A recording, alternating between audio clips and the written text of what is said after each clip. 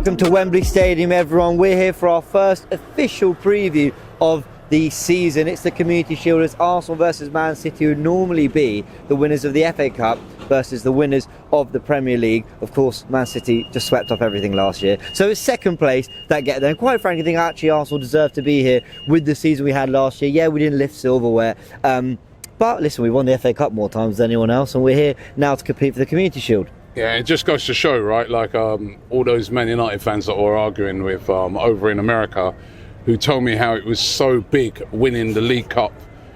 If that was the case, surely they would be here. If that cup was valued that much, surely they would be the ones here taking on Man City. Its places such little value, right, that they go for the team that came runners up in the league over that. So that's why we're here. And it's the first time we've been here for a while, because the last time, you know, Arsenal played here and won the FA Cup, of course, there were no fans. That was during the COVID period. So unfortunately, there were no fans here to take in that victory. So it's great to be back here. You know, normally you come here at this time of year, it's shorts and T-shirts and stuff like that. I mean, we're here with hoodies and jackets, you know what I mean? I don't know what's gone wrong with the weather in this country this August, but listen, it's great to be back here at Wembley. It is great to be back here at Wembley, and you're right, actually. We've got a great record here. I mean, apart from the last time we played City, that 3-0 defeat in the, was it Carabao Cup that at was the time? Carabao Cup, yeah. They've changed names so many times, but you know, actually, we've had our fun here against Man City. We beat them in the Community Shield 3-0. I think a Cazorla goal back in 2015-14. I can't remember which one it was. When we won that FA Cup after beating Hull. We've then actually beaten them twice in FA Cup semi-finals here, both 2-0. So, and we've beaten Pep Guardiola here twice. So we've actually got a little bit of favourable form going into this in terms of when you look at the last sort of 6-7 years of history. Let me ask you, I know it's a really kind of overdone question, but it is the preview and we should. What does this game mean to you? Is it just a glorified friendly? Are you going to brush it off in the end? Or, you know, is this maybe not major silverware, but it's silverware, it's something you want to lift? Do you know what? I think it kind of is a glorified friendly. And it shouldn't be. I think they should turn this now into something a little bit more special. You know, you see in a lot of other countries, you know, they sort of term it like almost like a Super Cup type thing. And I think it's time for them to do that with this, because at the moment, because it's the Community Shield, and listen, the Community Shield carries a lot of history and it's for great causes and stuff like that. But it just doesn't have that same ring to it as if it was an actual, almost like Super Cup, you know? I think that would give it a bit more. You know, but certainly it's a very significant game, a game you want to win, but you can't really hold it up afterwards and say, well, you know, we won a trophy this season, the Community Shield. You get laughed at for that, you know. So it's not significant enough, but where I think it's really important is it's going to tell us kind of where we're at this season. You know what I mean? At the start of the season, how are we looking? How are we shaping up? Although again, does it completely tell you that? Because remember, Liverpool, didn't they beat Man City last year, and everybody was saying, oh, they're going to have a great season, and they didn't. So, but for me, I want to just use it as a marker to see where we're kind of at. Well, Arsenal need to do something against City, because sure, we understand everything about the Community Shield and its value and significance, and you know, I probably place it, I'd probably take it more seriously than most fans, just because I like the idea, you know, it's Wembley and it's Man City, but the point is, we played them 3 times in this calendar year, not even just across last season, this calendar year alone, we played Man City 3 times and we scored 1 goal, and we've lost all 3 games. If Arsenal want to beat Man City to the Premier League title and the major honours, they've got to at some point show that over 90 minutes they can compete with them, outclass them, get a win. Yeah, 100%. I was really disappointed in our performances against them last year. I thought the one in the FA Cup wasn't too bad, you know what I mean, when we lost 1-0. I thought that was a performance where we, you know, that was a very tight game. We played well in that game. We had a few chances, but they got the one that mattered, right? But the other 2 performances in the league, I didn't think were very good, you know what I mean? We got beaten at home, lots of errors. And we lost that game, and in the away game we got taken apart, you know what I mean? So if we're going to compete with Man City, and I mean genuinely compete, we have to start beating them in games. We have to start showing them that we're a serious threat to them. I don't think at the moment that they deem us as a serious enough threat. They know that we're a team progressing. They know that we're a team up there, but they kind of look at it and say, yeah, but every time we play them, we beat them. So we're not over fearful of them.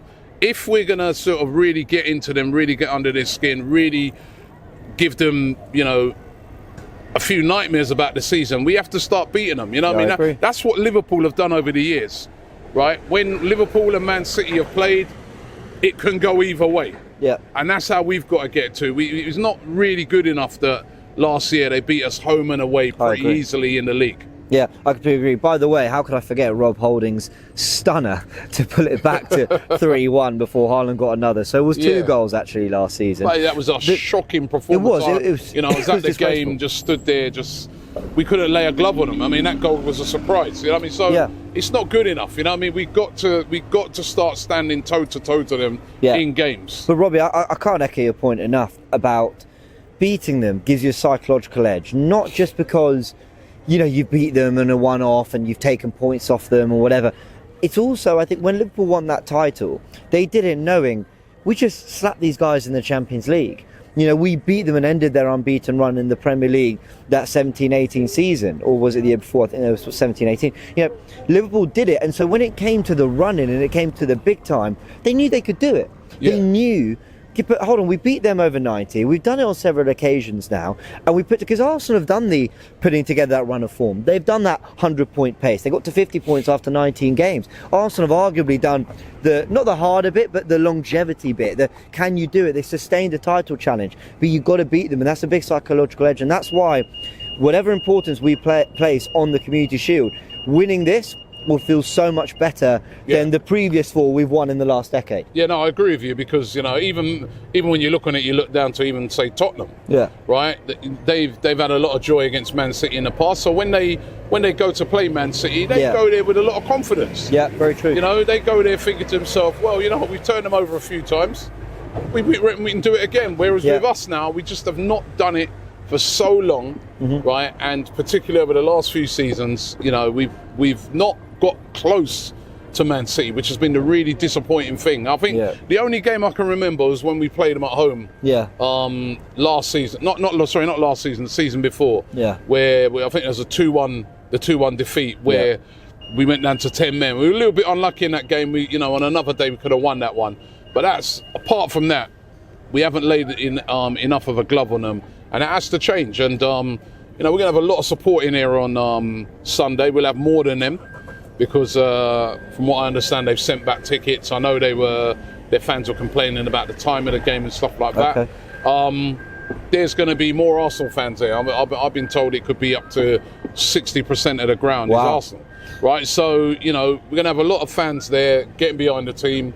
And, we've got new players on display as well. And we just want to put in a great performance. Yeah, very, very true. And actually, in the last decade, every time we've been in this Community Shield, of course, we have been in against the Premier League champions and come out with wins. So hopefully we do that again. Let's just very quickly touch on the form going into these games, because it's pre-season form. We said we can't read too much into it. And I was looking across actually the big 6 results, apart from Chelsea, who, it's not been perfect, but obviously it's been encouraging for them.